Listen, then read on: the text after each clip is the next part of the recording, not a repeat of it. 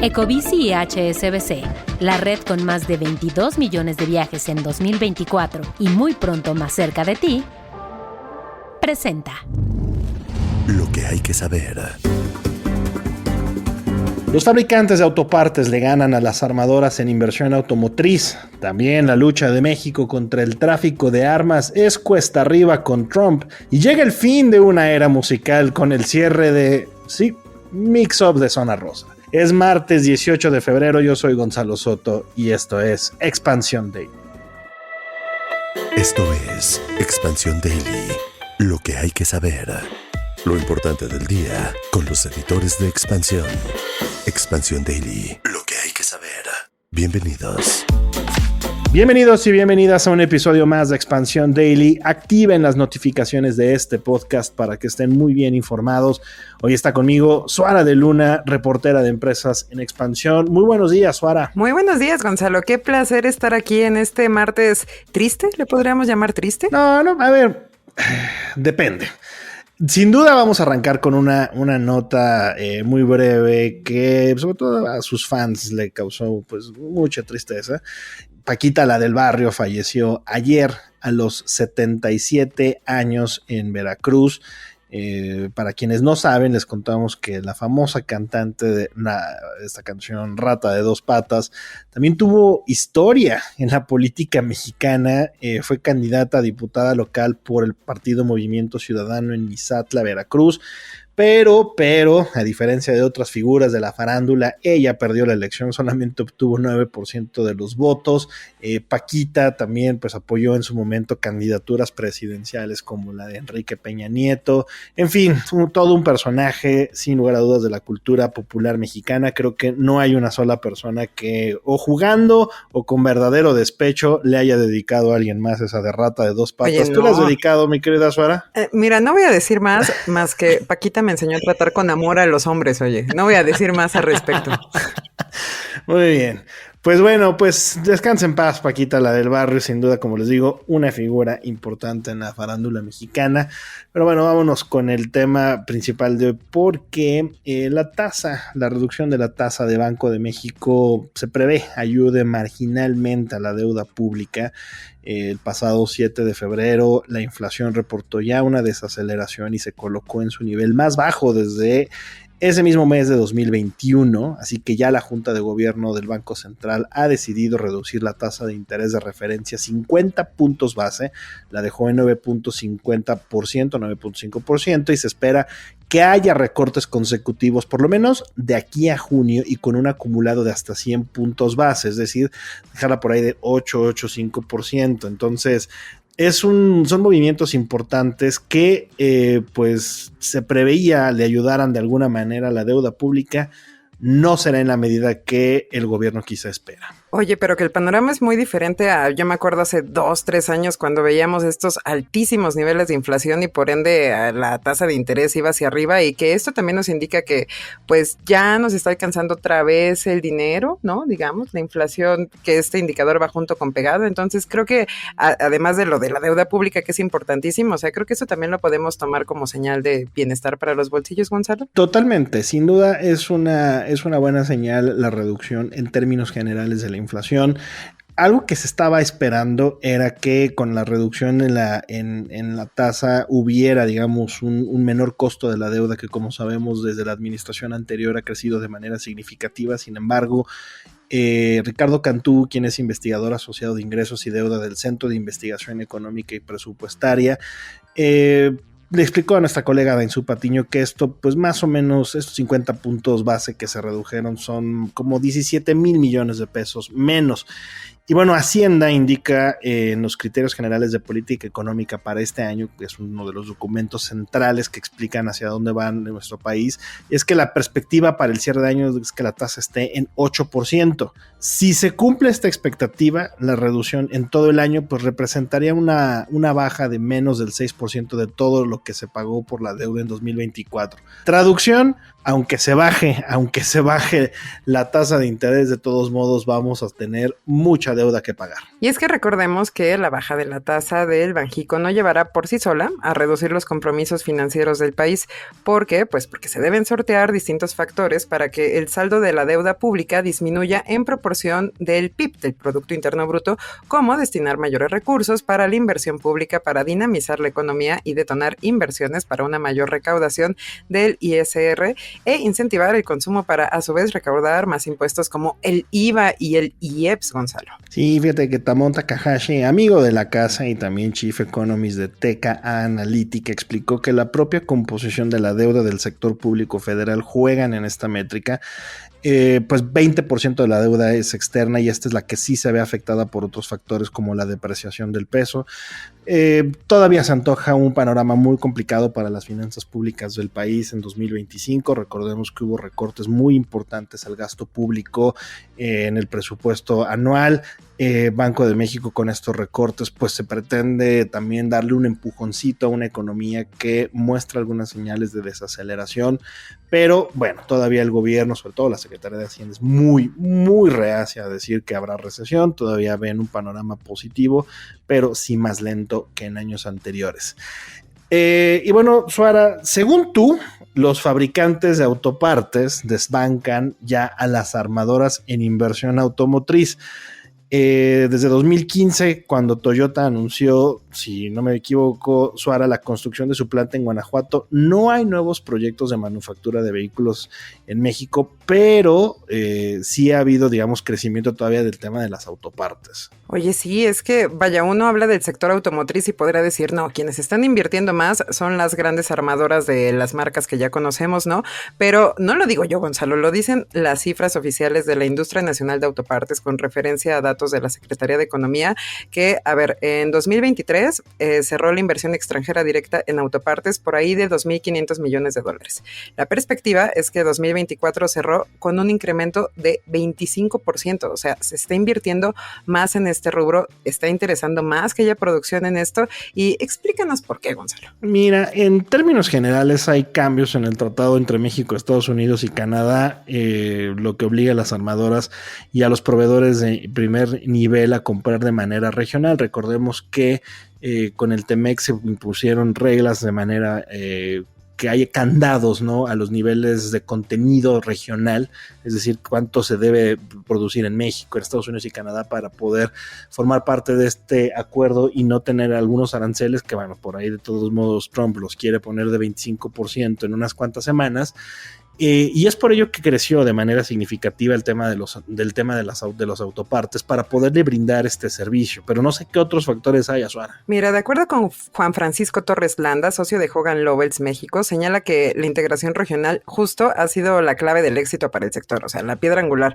¿Por qué? Pues porque no se puede hablar de un México contra Estados Unidos o de un Canadá contra Estados Unidos como lo hemos visto, porque no, o sea, más bien estamos hablando de una integración regional que se busca la competitividad a nivel América del Norte, y se trata de que son 3 actores de la industria automotriz, los mismos en los 3 lados de la frontera, y pues esta es la respuesta, Gonzalo. Lo que sucedió a partir del Tratado de Libre Comercio para América del Norte es que nos convertimos en un hub regional. Es difícil poder hablar de México aislado de Estados Unidos y de Canadá, así como de estos países aislados de nosotros en términos de producción automotriz. Diseñamos cadenas de producción sumamente integradas en las cuales México juega un rol muy importante en términos de autopartes.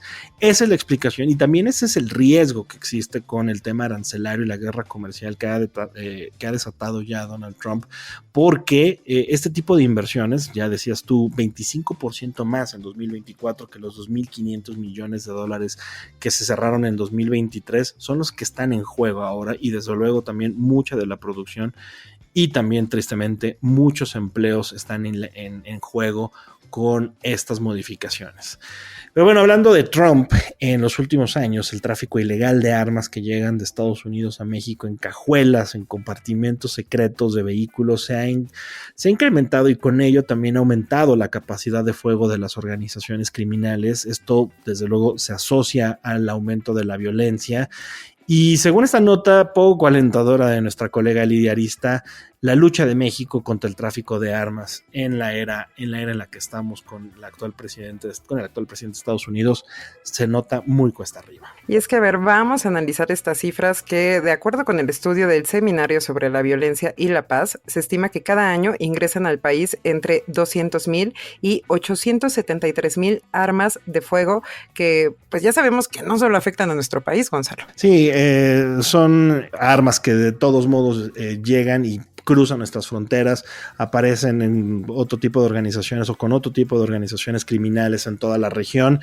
Fíjate que un reporte de la Oficina de Alcohol, Tabaco, Armas de Fuego y Explosivos de Estados Unidos reveló que los cárteles de la droga se están armando a través de los canales de tráfico, obviamente desde el territorio estadounidense, y que más del 80% de las armas traficadas van al zonas o terminan en zonas controladas por el cártel de Sinaloa y también el cártel Jalisco Nueva Generación, que son los que más violencia han generado en muy buena parte de nuestro país. Pero, ¿qué pasa con México? Pues el país resulta topándose con pared en este tema porque pues, el presidente de Estados Unidos recibió respaldo económico para sus campañas electorales de la Asociación Nacional de Rifle, ya que firmó una orden ejecutiva para cuidar los derechos de la segunda enmienda que protege el derecho de los estadounidenses para poseer y portar armas. A ver, modificar la segunda enmienda es una cosa prácticamente imposible en los Estados Unidos actuales. Cambiar la constitución en ese país es un proceso complejo, es un proceso largo, es un proceso que además depende de muchas variables. Trump pudiera hacerlo en algunas circunstancias, sin embargo, este es un tema sumamente divisivo y que además genera de verdad mucho escozor en buena parte de la población. Entonces, no va a cambiar de ninguna manera. De verdad, la Asociación Nacional del Rifle o la NRA, ¿verdad? Por sus siglas en inglés, es yo creo que uno de los lobby o de los grupos de interés con mayor cabildeo político, que más dinero da o dona a candidatos de todos los estados y de cualquier color, ¿verdad? Demócratas, republicanos, independientes, lo que sea allá en ese país para mantener o impedir que haya cambios en la legislación, no importa cuántos tiroteos haya al año en ese país o cuántas personas mueran o cuántas armas lleguen a nuestro país. Las armas se siguen pudiendo comprar en un centro comercial, Gonzalo, y bueno, pues Armando Vargas, coordinador del programa de seguridad en México Balúa, explica que mientras continúe la producción y el tráfico de armas, México estará constantemente decomisándolas, pero pues no tenemos el estado de fuerza suficiente para evitar el paso de estas por las fronteras y los puertos, o sea, innecesario, digamos. Sí, bueno, también hay un asunto importante de que todavía no hay un reconocimiento real y fuerte por parte de las autoridades estadounidenses de que esto está contribuyendo a la ola de violencia. No es lo mismo enfrentarte a un cártel con armas de bajo calibre que a uno que están con calibre 50 o con armamento militar de mucho, mucho más poder. Es una de las primeras cosas que cuando arrancó la guerra comercial la presidenta Claudia Sheinbaum puso en uno de sus discursos, lo dijo de manera muy clara. Una de las cosas que también tiene que ver Estados Unidos es, uno, verse al ombligo, ¿verdad? Verse al espejo y decir, tenemos un problema de salud relacionado con las drogas, y dos, no han hecho lo suficiente para poder mejorar o impedir más bien el trasiego de armas ilegales.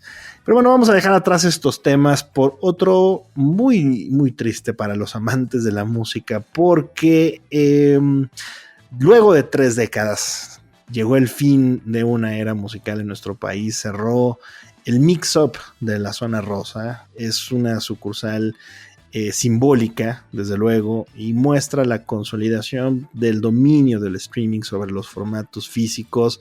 Yo sí fui, mi querida Suara, tú eres mucho más joven que yo sí fui de los que pasaba horas y horas buscando CDs, películas todavía en DVD. Ahí me citaba de pronto con algunos amigos, pasaba largas horas en la tarde ahí mientras llegaban porque eran requete impuntuales, pero no había bronca porque te metías al Mix-Up y te ponías a ver o a escuchar. Vaya, era toda una experiencia la que te brindaba esta tienda.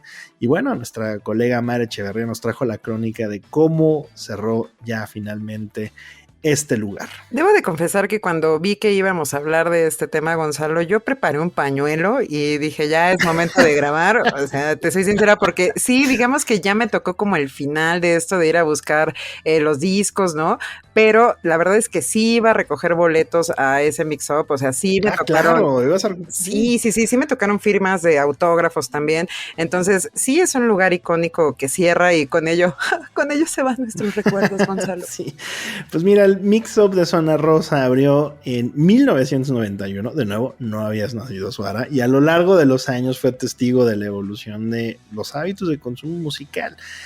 Su apogeo, creo que todos lo recordamos con la era dorada del CD, los discos compactos, cuando era la única forma de descubrir nueva música. Ibas a los anaqueles y a veces, ¿verdad? Tenían, sobre todo los estrenos, ¿no? Como unas especies de columnas donde te ponías los audífonos, le dabas play y podías escuchar un poco del disco que querías y ya finalmente te animabas. Había algunos que de plano se pasaban ahí un ratote escuchando el disco completo, podías leer, había revistas, había de nuevo muchas películas que también se podían adquirir ahí en ese mix-up. Pero bueno, lo mismo ocurrió con Blockbuster, ¿verdad? Y el streaming se impuso. Oye, y que todo pasa, el tiempo pasa y no espera a nadie, ¿no? Y esto creo que no es decepción, o sea, el declive del formato físico afectó a múltiples tiendas de música alrededor del mundo y aunque en México Mix-Up logró resistir más tiempo gracias a su diversificación en productos como audífonos, tornamesas y ediciones especiales de vinilos, también vendiendo estos tickets, ¿no? Estos boletos, pero pues ya su momento llegó. A mí me sorprende un poco que el pasado rescató momentáneamente o le alargó un poquito más la vida a Mix-Up con esto de los vinilos. Mis últimas compras en Mix-Up fueron específicamente, bueno, fueron exactamente vinilos. Entonces, pásenle un pañuelo a Gonzalo ahora, por favor. También a mí, por favor.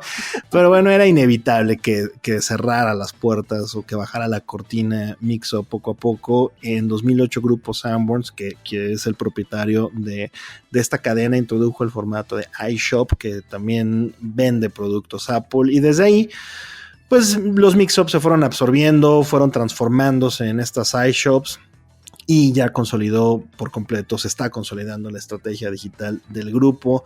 No vale la pena llorar demasiado, más bien hay que ver hacia adelante y platíquenos si ustedes son de la generación, así como yo, como un poco Suara, la generación que iba a las tiendas a buscar nueva música, a comprar discos o CDs. Les vamos a dejar una encuesta y si quieren recordar viejos tiempos, cuéntenos en la cajita de comentarios de Spotify qué es lo que más extrañan de esa forma de conocer músicos, de conocer canciones. Y también aprovechamos para mandarle un saludo a Ademeli, quien nos platicó su experiencia sobre tener 2 trabajos. Ayer hablábamos de este tema sobre las dificultades, el burnout asociado a esta práctica y nos dijo que no hay manera de sobrevivir 2 jornadas sin salir quemadas, sin tener este burnout, pero es verdad que también sin estos 2 empleos un solo sueldo no le alcanza para cubrir sus necesidades y son prácticamente las básicas. Entonces, bueno, un saludo también a todos los que votaron en la encuesta de ayer. 10% nos dijo que sí creen que es posible tener una doble jornada sin colapsar, 26% de plano no, 31% que solo a corto plazo y otro 31% que depende del trabajo. Síganos escribiendo, de verdad, síganos compartiendo sus opiniones, ya saben que siempre los leemos y además nos dan siempre muchas ideas para continuar nuestra cobertura. Y bueno, vámonos con la última nota del día, Suara, muy interesante porque hay un nuevo gigante, un nuevo imperio de 2 coronas en el sector inmobiliario. Aunque a veces parezca, no todo está perdido. Y bueno, Suara, aquí lo hemos platicado, Vinte y Haber, 2 empresas que, Vinte adquirió todas las acciones, la totalidad de las acciones de Haber para tratar de ofrecer una gama más integral en el mercado de vivienda. Se ha convertido ya, o se puede convertir en un imperio muy, muy grande y muy consolidado de la mano de Sergio Leal, su presidente de consejo. Y es que recordemos que las 2 empresas ya tenían un lugar muy grande en el mercado por el volumen de operaciones y su despliegue en todo el territorio nacional, pero con la fusión consolidada en diciembre del año pasado, se convirtieron en algo más grande, cuya capacidad de producción supera casi en 100% a la hora, segundo lugar en el mercado, la viviendera Ruba. Sí, y bueno, la adquisición de la empresa no implica la fusión de las marcas, eso es algo importante de recalcar. De hecho, se mantendrá una separación por la especialización que cada empresa ha cultivado en su nicho de mercado. Por ejemplo, Vinte se ha consolidado en el desarrollo de comunidades integrales con viviendas de precio medio y residencial, en tanto que Haber ha construido su prestigio en el segmento de vivienda más asequible, donde termina el mercado de una y comienza la otra, es decir, se están complementando una a otra, entonces es una estrategia muy, muy positiva que además de cara a un problema que tenemos en nuestro país, que es la falta de vivienda. Y es que la adquisición, valorada en más de 4,200 millones de pesos, marcó un hito en el mercado bursátil nacional, ya que se trata de la primera vez que una empresa cotizada en la Bolsa Mexicana de Valores privatiza a otra del mismo sector, Gonzalo. Pues sí, la verdad es que muy interesante lo que va a suceder con Vinte y con Haber. Vamos a estar muy, muy al pendiente también de traerles más información. De nuevo, es un nuevo gigante en esta industria y sin duda dará mucha, mucha, mucha información hacia adelante. Gracias, Suara, por habernos acompañado en este episodio ya de martes. Gracias a ti, querido Gonzalo, nos estamos escuchando. Y ya saben, podescuchas, que toda la información sobre estos y otros temas están disponibles en expansión.mx y leemos sus comentarios en todas nuestras redes en @expansiónmx. Nos escuchamos mañana. Expansión Daily. Escucha un nuevo episodio lunes a viernes a partir de las 6 de la mañana. Expansión Daily es un podcast de Expansión. Este episodio llega a ti gracias a rss.com, el podcasting hecho simple. Ecobici y HSBC, la red con más de 22 millones de viajes en 2024 y muy pronto más cerca de ti, presentó